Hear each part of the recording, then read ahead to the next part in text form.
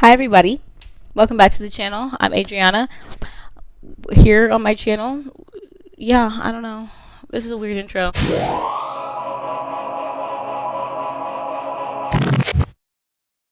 Welcome back to Yana's world, where we love interior design, fashion, and college lifestyle. I don't love the college lifestyle. That's just what I'm in, and you have to love your life, otherwise you will not.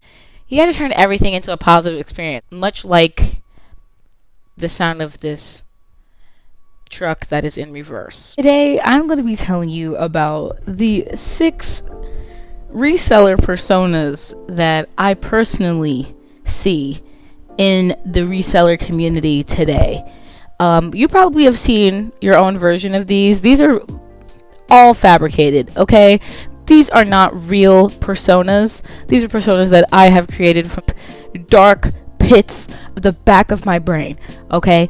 I had to conjure up some BS in order to make this funny. This is all commentary, my opinions. Please don't take this personal if you and your awesome personality end up falling in one of these personas. I just think it's funny.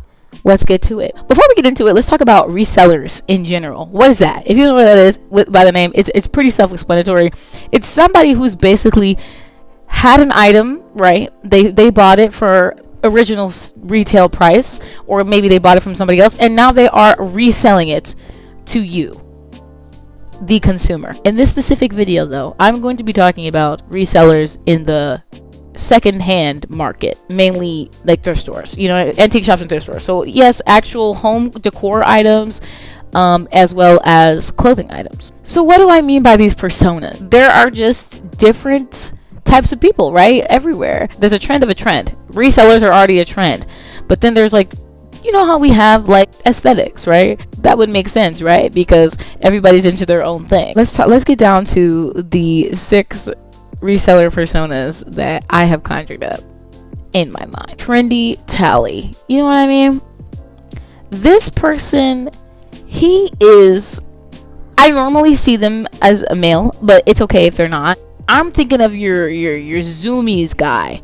He's got a mustache, probably. He wears crew necks and ball caps and cargo shorts with high top Vans tied really, really tight. His prices are either a-okay or he's selling them like he works at Zoomies, and the shirt is it should be used as like a rag for your home. These guys are really cool, really chill when it comes to their stores. They're usually just like, hey, welcome in. I don't really care if you buy anything. Now, some of them, if they're in a rut, what they will do, those guys will not hesitate to have a sale day. And that's why I mess with them. Because I might not come to you all the time, but because you understand how marketing works and you probably need to get rid of some of your product, I'm here to help. Okay? Let's move on to Eclectic Ellie. Eclectic Ellie, that's one of my favorites. I'm gonna be real with you. They don't even know what they're doing. Like, they don't know how they got here. They kind of have a crazy story as to why they're owning their own secondhand shop. They sell a lot of variety of things. There's no structure to the store. Like, but those are the best stores, okay? They're usually, you know, really nice, but they also do want to make a sale. They want you to buy something most of the time because they have a lot of stuff. At Eclectic Ellie's, it's rare that they have sales. That's the only thing about Eclectic Ellie's. Prices be a little high, or they just be lowball cheap, like for the weirdest stuff. I don't know. I might be just talking crazy, but that's all I be experiencing the Eclectic Ellie's. Moving on to the Chill Charlies. They either have a very like detailed plan and story as to how they have their own shop, or they have no clue. They don't care if you buy anything. They don't follow you around the store. They don't even barely talk to you when you're in there. Like, I remember going to Detroit and in a shop like that. It's like a record shop and a thrift store, and he literally was working on beats for his band the entire time. He did not care that I was in there. We got Needy Nancy coming up next. Needy Nancy. This is unfortunately, like, it's giving like starving artist a bit. So you walk into their store and they look at you and you might look like you got a little bit of coin. So low-key peddling you to buy stuff. If they're not peddling you, they're showing you stuff. They're telling you stories about the stuff. And they're telling you about their life and what's going on. And it's a really sad day, because those are usually the people that have really high prices. Good vintage, but high prices. And you have to keep the prices high, because now you're looking for a sale.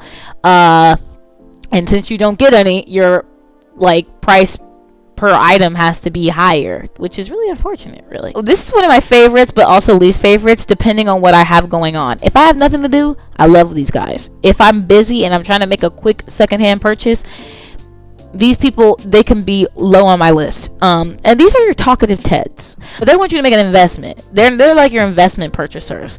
They usually got expensive things. You go to them when you want to get something fancy or of nice quality, and they sit there and they talk to you about that item that you purchased, like almost like they didn't want to give it away, because they low-key didn't. Like the talkative Teds, they're very attached to their items.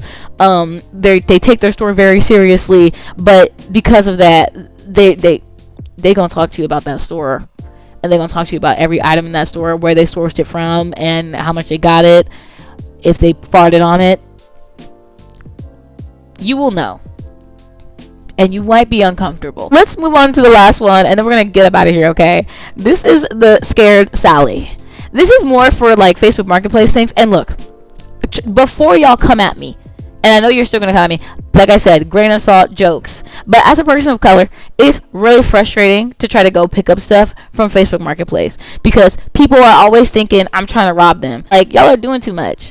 I don't know, personally, that's what I get it. Some people, they really have gotten hurt, and they really have gotten robbed, and you know, things like that out of Facebook Marketplace sale. But I'm just more like, around and find out. Like, you gotta, if you're gonna sell the item in the first place, you gotta move intelligently. Like, don't be scared, bring somebody with you, or meet in a public place. Like, literally, the Scared Sallies, they're always like, yeah, the item's available, but we have to meet at the police station. Girl, okay, that ain't no problem. The profiling is crazy. Sometimes people, they really don't respond to you because they see your profile. I'm convinced that that's a thing. Like, if you're that scared, girl, just list it on eBay and ship it. You can't be scared and then also not want to pay for shipping. You can't get everything in this world. That's the whole point of why I rarely shop. They're my least favorite on this list, because they're close to like thrift store Karens. They're like the secondhand version of Karens, which is annoying, because everybody in the secondhand community, they usually are pretty sick people, sick stories and backgrounds, because they have cool stuff. Scared Sallies, don't shop off of them unless they have an item that's like literally one of a kind. I'm telling you that right now, because the experience is really not worth the item. I firmly stand on that. Or do I? I don't know. It's 50-50 for real. But yeah, hope you enjoy my little whatever this is. Tell me if you think this is a thing in the reseller community. Tell me if you think I'm Delulu beyond repair. Alright.